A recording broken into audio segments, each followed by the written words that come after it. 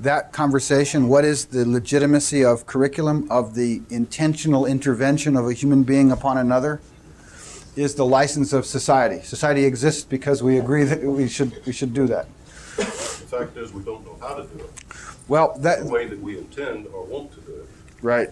Well, I think what we need to do is to turn this whole thing into a kind of a huge learning environment for all of us to explore this. Because we have to ask the question that, let's say we don't want to hurt somebody's capacities, given what I've been talking about, right? At the same time, we don't want to intervene on their lives in any way that's unnecessary.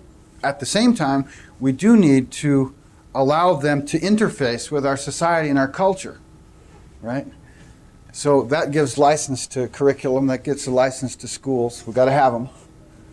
So how is it that the capacities for learning in a human being, the issues that we've just talked about, the need for curriculum, how is it that all this starts to learn to work together in a new way? We've got a history of eliminating accidents.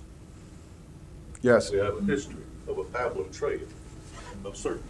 Yeah. Yeah. And we have to have accidents in order to Well, I think we have to have the freedom. This is a distinction, and it recalls something to me that may be helpful. I think we have to have the freedom as learners, if we're going to stay learners, stay in our own learning, we have to have the freedom to follow the necessities and the insights that light up in our authentic learning.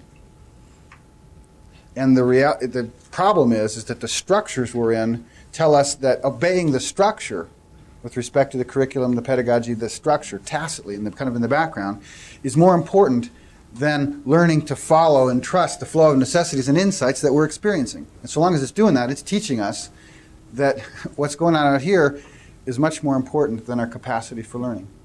And like I said, that's at odds with what business needs, what society needs, and what's healthy for a human being.